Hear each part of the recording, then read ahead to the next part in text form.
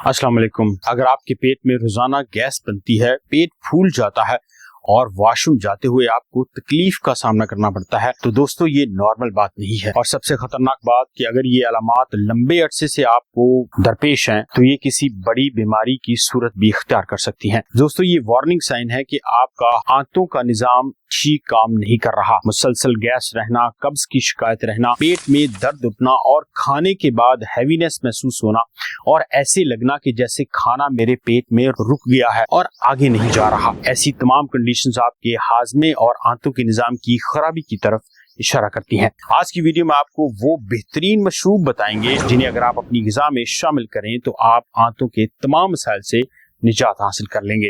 ना तो गैस होगी, ना ही अफारा होगा और ना ही कभी कब्ज होगी, और यहाँ तक कि आपको पेट का भारीपन और पेट की दर्द भी नहीं होगी। तो वीडियो को लाजमी देखते रहिए। गैस उस वक्त बनती है जब ग़िज़ा आंतों के अंदर फर्मेंट होना शुरू हो जाए। ब्लोटिंग उस वक्त होता है जब खाना मैदे और छोटी आंत से बड़ी आंत में बहुत स्लो जा रहा हो। कब्ज इस वक्त होती है जब आपकी बड़ी आंत ग़िज़ाई मवाद में मौजूद पानी ज्यादा जज़्ब कर लेती है, जिसकी वजह से वॉशरूम सख्त हो जाता है और आंतों की हरकत सुस्त हो जाती है। ये मसला सिर्फ पेट में गैस होने का नहीं, बल्कि असल मसला आंतों की हरकत यानी मोटिलिटी का है, जिसमें पानी की मिकदार, हाइड्रेशन, फाइबर और खास किस्म के बैक्टीरिया अगर मुनासिब मिकदार में ना हो तो हाजमे का निजाम खराब हो जाता है। यही वो पॉइंट होता है जहां आपको ऐसे हर्बल ड्रिंक्स बहुत फायदा देते हैं जिनको आम जिंदगी में हम नजरअंदाज कर देते हैं, क्योंकि आंतों को सिर्फ खाना ही नहीं बल्कि मुनासिब मिकदार में पानी यानी फ्लूइड्स भी उतना ही जरूरी चाहिए होता है। गर्मी में खास तौर पर पानी या फ्लूइड्स की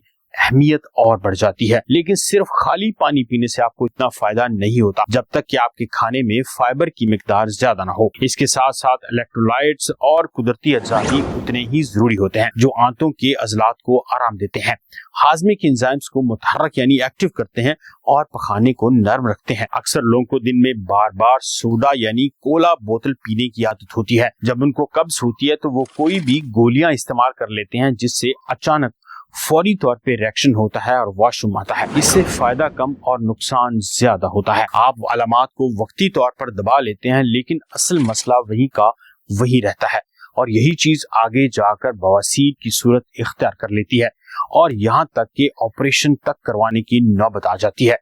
अगर आप अपनी आंतों को जबरदस्ती ग़िज़ा हजम करवाने की कोशिश करेंगे तो ऐसा मुमकिन नहीं होगा। ये एक खास स्टाइल और खास मूवमेंट के साथ चलती है। जब इसी रिदम के साथ ही खुराक हजम हो तो वो बेहतर होती है। अगर आंतों की हरकत को चेंज कर दिया जाए तो इससे नुकसान होता है। जापान में ज्यादातर लोग गर्म पानी खाली पेट सुबह पीते हैं। गर्म मशरूबात हमारी आंतों को मुतहर्रिक यानी एक्टिव कर देते हैं, इससे मैदा एक्टिव हो जाता है। और सादा असूल यह है कि मशरूबात यानी फ्लूइड्स हाजमे को बेहतर बनाने में बहुत मदद देते हैं। वीडियो देखने के बाद आपको कब्ज के लिए अचानक 3 या 4 गोलियां खाने की जरूरत नहीं पड़ेगी। तो सबसे पहली बात करते हैं जीरा और सौंफ के पानी की। ये सबसे पहला मशरूब और सबसे ताकतवर है। जी हाँ, जीरे में थाइमोल और क्यूमिन अल्डिहाइड होता है जो हाजमे के एंजाइम्स के खराज और आंतों के आराम को बेहतर बनाने में मदद देता है। सौंफ में एनिथोल कंपाउंड होता है जो आंतों के अजलात पर आरामदेह असर डालता है। ये मैदे और आंतों को सुकून देता है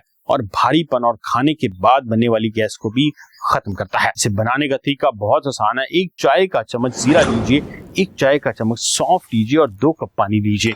इन सबको 8 से 10 मिनट तक उबालें, छान कर नीम गर्म हालत में पी लें। इसे खाने से पहले या बाद में दोनों सूरतों में भी इस्तेमाल किया जा सकता है। दूसरे नंबर पर है नीम गर्म लीमू का पानी।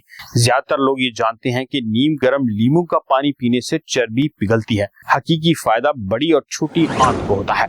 जब सुबह नीम गर्म मशरूब मादे में जाता है तो ये मैदे और बड़ी आंत की हरकत को एक्टिव करता है, जिससे खाने के हजम होने के लिए आंत तैयार हो जाती है। जी हाँ, जो लोग कब्ज के मरीज हैं उनके लिए सुबह का 1 गिलास नीम गर्म पानी थोड़े से लेमन के साथ बहुत फायदेमंद है। तीसरे नंबर पर है चिया सीड्स या अलसी का पानी। चिया सीड्स पानी जज़ब करके एक जेलीनुमा मादा बनाता है। अलसी के बीजों में हल पजीर फाइबर म्यूसिलेज और ओमेगा 3 फैटी एसिड्स पाए जाते हैं, जो कि आंतों से खाने की गुजरगाह को आसान बनाते हैं, आंतों की हरकत को रेगुलेट करते हैं। लेकिन यहाँ एक अहम असूल आपको जानना जरूरी है कि फाइबर के साथ पानी की मिकदार भी लाजमी बढ़ानी होती है।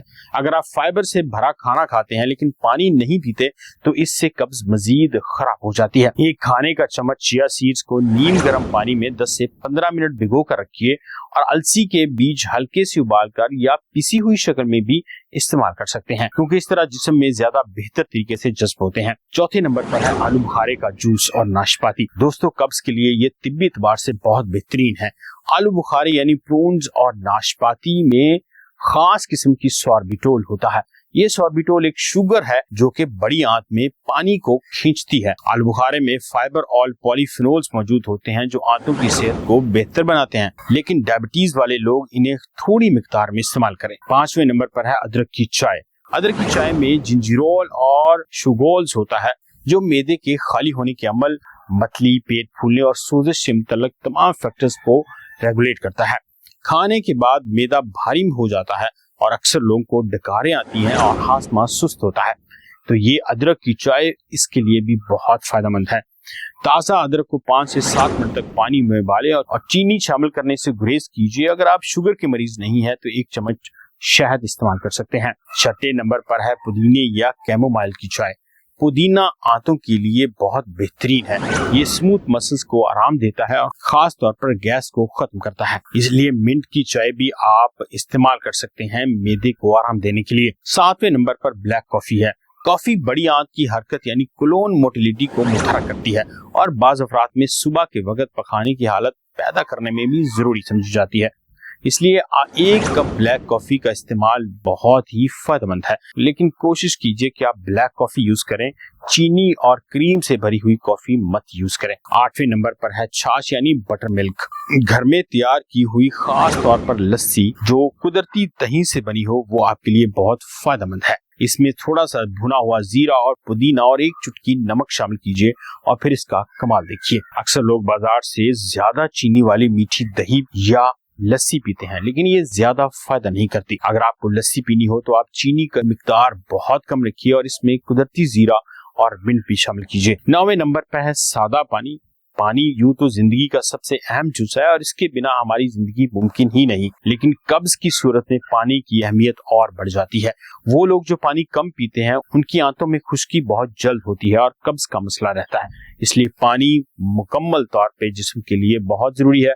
8 से 9 ग्लास पानी लाजमी पीजिए। मीठे सॉफ्ट ड्रिंक्स और सोडा को कम कीजिए, एनर्जी ड्रिंक्स का इस्तेमाल मत कीजिए और फाइबर के बगैर फुल प्रोसेस्ड मीट या फुल प्रोसेस्ड ब्रेड लेने से गुरेज कीजिए। दूसरी नंबर पर खाना बेहतर खाइए और सब्जियों का इस्तेमाल ज्यादा कीजिए। सिर्फ 4 बातें: मुनासिब मिकदार में पानी, मुनासिब मिकदार में फाइबर से भरा खाना, बाकायदगी से जिस्मानी वर्जिश और रोजमर्रा जिंदगी में एक बैलेंस्ड रिदम यानी तरतीब, ये बहुत जरूरी है। अगर आज की वीडियो को मालूमाती लगे तो चैनल को लाइक कीजिए, सब्सक्राइब कीजिए।